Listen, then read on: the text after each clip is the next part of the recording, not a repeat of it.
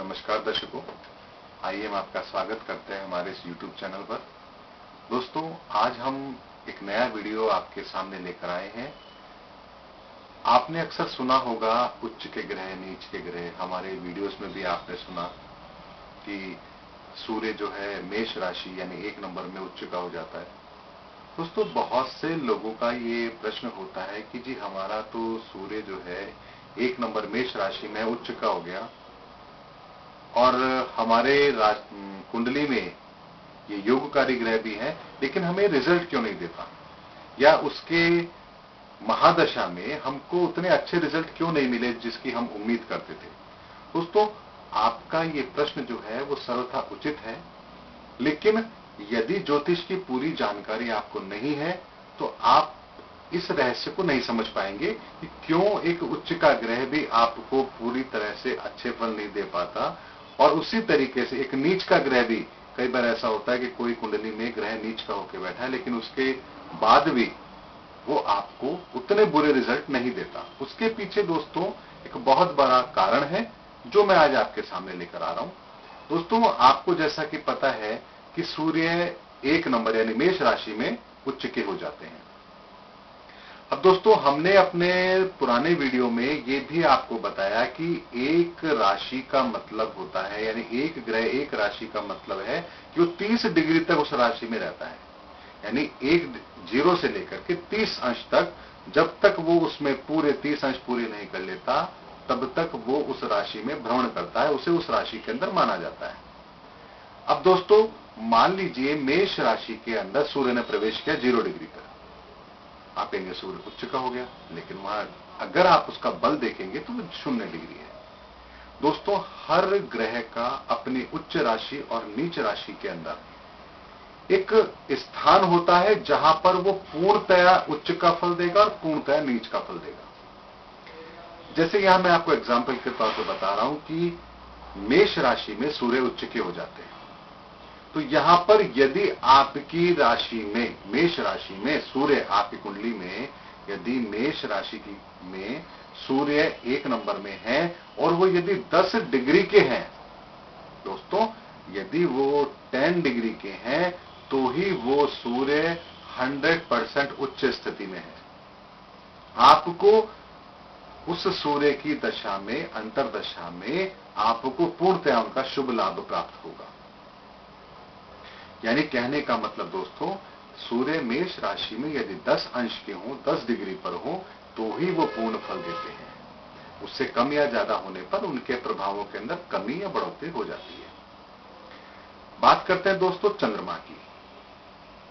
क्या अगर सूर्य 15 डिग्री पे दे रहे हैं मेष राशि में, तो चंद्रमा वृष राशि में कितने डिग्री पर देंगे? दोस्तों, वृष राशि में चंद्रमा यदि 3 डिग्री के हैं, 3 अंश के हैं, तो ही आपको पूर्ण अच्छा फल देंगे। दोस्तों, ये जो डिग्री है ये ज्योतिषीय गणना के आधार पर तय की गई है कि किस जगह से वो आपको पूर्ण फल देगा। 30 डिग्री है, उस पूरे 30 डिग्री में से कौन सा ऐसा स्थान है जहां से वो ग्रह आपको पूरी तरह से शुभ फल या अशुभ फल देगा? तो दोस्तों, ये हमारे वैदिक शास्त्र ग्रंथों में इसकी पूरी रिसर्च करके, गणना करके ये आधार हमें दिया गया कि एक राशि के अंदर कोई ग्रह यदि उच्च का है तो कितने अंश पर वो आपको पूर्ण फल देगा। यही महत्वपूर्ण जानकारी आज हम आपको इस वीडियो में दे रहे हैं। तो दोस्तों, जैसा मैंने आपको बताया, वृष राशि में चंद्रमा यदि 3 अंश पर हो तो आपको पूर्णतया अच्छा फल देंगे। बात करते हैं दोस्तों, 2 नंबर और 3 नंबर में राहु भी उच्च के होते हैं। तो यहां पर राहु के ऊपर यह नियम लागू नहीं होता दोस्तों अंश का, क्योंकि राहु एक छाया ग्रह है। छाया ग्रह का अपना स्वयं कोई अस्तित्व नहीं है, वो एक प्रतिबिंब के आधार पर बनता है। यानी जिसकी जो छाया है उसके आधार पर उसका आकार होता है। इसलिए यहां पर ये नियम लागू नहीं होता राहु पर कि वो वृष में या कन्या, मिथुन में आपको शुभ फल किस डिग्री पर देंगे। वो आपको शुभ फल देंगे जिस घर में वो बैठे। वृष में बैठे हैं तो जैसी शुक्र की स्थिति है उसके आधार पर आपको फल देंगे, और मिथुन में है तो जैसे बुध की स्थिति आपकी कुंडली में है उसके आधार पर आपको फल देंगे। बात करते हैं दोस्तों चौथे नंबर पर आता है कि 4 नंबर में यानी कर्क राशि में गुरु उच्च के हो जाते हैं। अब कर्क राशि में गुरु 0 से 30 अंश के बीच में वो कौन सा स्थान है जहां पर आपको पूर्णतः अच्छा फल देंगे? दोस्तों 5 डिग्री 5 अंश पर, 5 डिग्री बोले या 5 अंश बोले, बात एक ही है। मैं दोनों लैंग्वेज इसलिए इस्तेमाल करता हूं दोस्तों ताकि जो वैदिक शास्त्र एस्ट्रोलॉजी को जानते हैं वो उस आधार पर रिलेट कर लेंगे, जो मॉडर्न तरीके से डिग्री समझते हैं वो वैसे समझ लेंगे। तो कर्क राशि के अंदर गुरु 5 अंश पर यानी 5 डिग्री पर अपना पूर्ण उच्च का प्रभाव देंगे। दोस्तों उसके बाद आते हैं हम कन्या राशि में। कन्या राशि में कौन ग्रह उच्च के होते हैं, कौन से ग्रह होते हैं आपको पता है, आपने हमारे पुराने वीडियो देखे होंगे दोस्तों, ठीक समझा आपने। कन्या राशि में बुध जो है उच्च के हो जाते हैं, लेकिन बुध उच्च के जो होते हैं उनका अपना अंश है 15 डिग्री दोस्तों। यानी बुध कन्या राशि में यदि 15 अंश पर है आपकी कुंडली के अंदर, आप डिग्री देखिएगा दोस्तों, तो वो आपको पूर्णतः अच्छा फल देंगे। उसके बाद दोस्तों हम बात करते हैं शनि की। शनि तुला राशि के अंदर उच्च के होते हैं, लेकिन तुला राशि में शनि यदि 20 अंश के हैं तो ही दोस्तों शनि आपको पूर्णतः अच्छा फल देंगे। इसलिए अपनी कुंडली देख के बहुत ज्यादा खुश होने की आवश्यकता नहीं है कि जी हमारा तो शनि तुला में है तो हमारा उच्च का हो गया तो हमें बहुत अच्छा फल देगा। उसके डिग्री जरूर चेक कर लीजिए कि वो कितने अंश पर है। 10 डिग्री पे क्या फल देगा, 20 पर क्या देगा, 25 पे क्या देगा, 30 पे क्या देगा, ये आप जब रिसर्च करेंगे, प्रैक्टिस करेंगे तो आपको स्वतः ही ये प्रेडिक्शंस आपको समझ में आने लगेगी, आप खुद एनालिसिस करने लगेंगे या किसी विद्वान की आप सहायता ले लीजिए। लेकिन मैं आपको एक मोटा मोटा अनुमान आपको बता रहा हूं कि कभी आपकी कुंडली के अंदर कोई ग्रह उच्च का या नीच का है तो उसके अंश देख लीजिए और हमारे इस वीडियो में हम जो आपको बता रहे हैं उस इंफॉर्मेशन से मैच कर लीजिए। अगर एक्यूरेट वही स्थिति है तो आप निश्चिंत हो जाइए, आपको पूर्णतः उसका अच्छा या बुरा प्रभाव आपको मिलेगा। दोस्तों उसके बाद हम बात लेते हैं वृश्चिक राशि में जो है केतु उच्च के हो जाते हैं। जो नियम दोस्तों यहां राहु पर लागू था वही यहां केतु पर भी लागू है। केतु भी एक छाया ग्रह है, तो वृश्चिक में भी होते हैं वो और धनु में भी होते हैं। तो वृश्चिक और धनु राशि में यदि केतु हैं तो वो उच्च के हो गए, लेकिन यहां पर डिग्री उनके ऊपर एप्लीकेबल नहीं होती क्योंकि वो छाया ग्रह है। उसके बाद दोस्तों हम बात करते हैं मकर राशि। मकर राशि यानी 10 नंबर में मंगल उच्च के होते हैं, लेकिन मंगल यहां पर कितने अंश पर होंगे तो उच्च के होंगे दोस्तों? मंगल यदि मकर राशि में है और 28 डिग्री पर है दोस्तों तो वो उच्च के कहलाएंगे, यानी पूर्णतया उच्च का फल देंगे। उच्च के तो कहलाएंगे वो, अगर मकर राशि में है तो चाहे वो 1 अंश पे हो चाहे 30 अंश पे हो, उच्च के कहलाएंगे। लेकिन यदि वो 28 अंश पर है तो पूर्णतया आपको उच्च का फल प्रदान करेंगे। उसके बाद दोस्तों आते हैं शुक्र पे। शुक्र जो कि 12 यानी मीन राशि में उच्च के होते हैं, यहां उनका अंश जो है मीन राशि में शुक्र का अंश है वो 27 डिग्री है। यानी 27 डिग्री पे यदि शुक्र मीन राशि में है तो पूर्णतः उच्च का फल आपको प्रदान करेंगे दोस्तों। अब दोस्तों बात आती है कि ये उच्च का फल आपको प्रदान करेंगे या नीच का फल प्रदान करेंगे, नीच राशि में है अपनी, तो दोस्तों उसी के आधार पर यह तय होता है कि व्यक्ति को कौन सी रेमेडी दी जानी चाहिए। यानी आपको उस ग्रहों का कितना बल प्राप्त है उसके आधार पर तय किया जाता है कि आपको कौन सा समाधान दिया जाए। बहुत से लोग अक्सर हमसे कहते हैं कि सर आप उपाय क्यों नहीं बताते, आप वीडियोस में अपने उपाय बताएंगे। दोस्तों मैं आपसे एक चीज कहता हूं कि आप सभी लोग जानते हैं कि बुखार होने पर पैरासिटामोल ली जाती है, और जब भी मौसम परिवर्तन होता है बहुत से लोग बीमार पड़ते हैं, बहुत से लोग बीमार पड़ते हैं। आप देखिए घर घर में लोग बीमार होते हैं, तो गवर्नमेंट ऐसा क्यों नहीं करती कि हर घर के बाहर या हर डिस्पेंसरी के बाहर लगाते जी आपको बुखार है आप पैरासिटामोल ले लो, अगर आपको सर दर्द या बदन दर्द है तो साथ में डाइकोफिनाल पैरासिटामोल का कॉम्बिनेशन ले लो, और यदि आपको सर दर्द भी है तो कॉफिन पैरासिटामोल और डाइकोफिनाल इन तीनों का कॉम्बिनेशन ले लो। सिंपल बात है, आप जाओ जाके पढ़ लो या आपको बता दे आप ले लो, ठीक हो जाओगे। लेकिन ऐसा नहीं होता दोस्तों। क्यों नहीं होता? बेशक बुखार के अंदर पैरासिटामोल काम आती है, लेकिन किस उम्र के व्यक्ति को वो है, कोई साइड इफेक्ट उसको ऑलरेडी इस दवा से तो नहीं है, कहीं वो दवा उसको रिएक्शन तो नहीं करती है।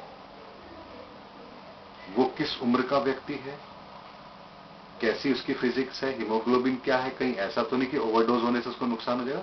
बहुत सी बातों को देख करके डॉक्टर फिर कहता है कि आपको ये पैरासिटामोल इतने mg की और इतने इंटरवल में आपको लेनी है।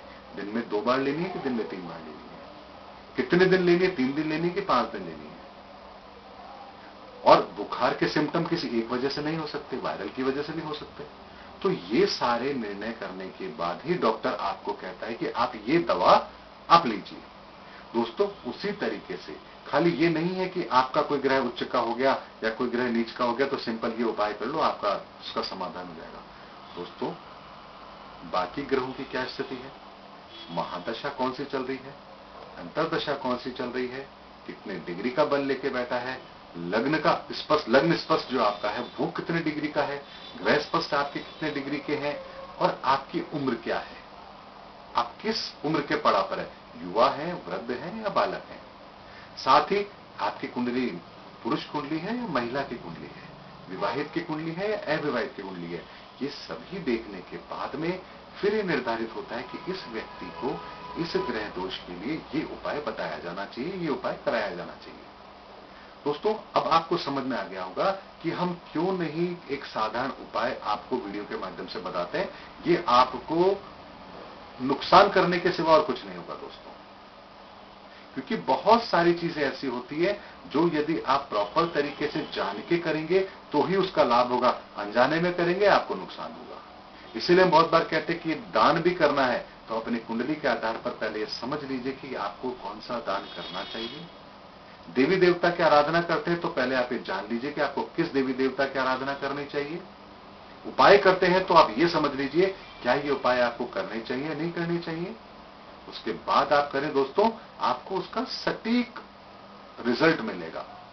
बहुत से लोग ये शिकायत भी करते हैं कि हम बहुत करते हैं लेकिन हमें कोई फायदा ही नहीं होता।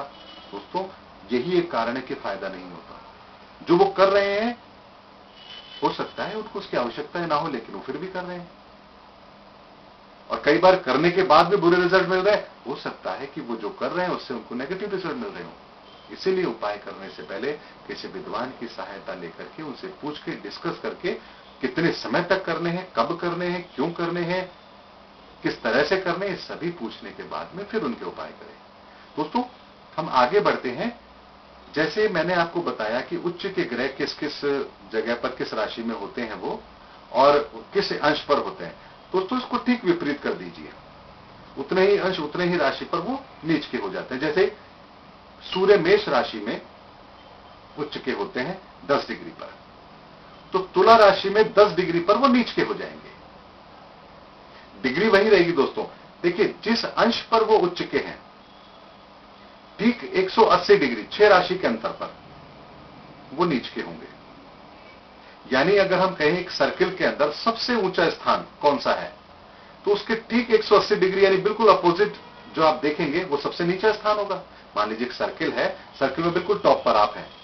अगर टॉप पर आप हैं, वो सबसे ऊंचा स्थान है, तो उसके ठीक विपरीत जो स्थान होगा वो सबसे नीचे स्थान होगा। यही स्थिति ग्रहों के साथ लागू होती है। तो मेष राशि में जैसे सूर्य 10 डिग्री पर उच्च के होते हैं, तुला राशि में 10 डिग्री पर वो नीच के होंगे। उसी तरह चंद्रमा वृश्चिक राशि में नीच के होते हैं, वो 3 डिग्री पर नीच के होंगे। इसी तरह से गुरु जो है मकर राशि में नीच के होते हैं, लेकिन वो 5 डिग्री पर नीच के होंगे। बुध मीन राशि में नीच के होते हैं, 15 डिग्री पर वो नीच के होंगे। शनि मेष राशि में नीच के होते हैं, 20 डिग्री पर वो नीच के होंगे। राहु और केतु के लिए मैंने आपको बताया दोस्तों, उन पर कोई डिग्री का नियम लागू नहीं होता, तो वो साधारण नियम उन पर लागू है, वो अपनी अपनी राशि में उच्च के और नीच के होंगे। दोस्तों, यहां पर मंगल कर्क राशि के अंदर नीच के होते हैं, यदि 28 डिग्री के साथ है तो वो नीचता का पूरा प्रभाव आपको देंगे। इसी तरह से शुक्र जो है कन्या राशि में नीच के होते हैं और 27 डिग्री पर वो नीच के होते हैं। ये महत्वपूर्ण जानकारी मैंने आपको दी दोस्तों। ये जानकारी आपको देना इसलिए जरूरी था ताकि आप अति आशावादी ना रहें और अति निराशावादी ना हो।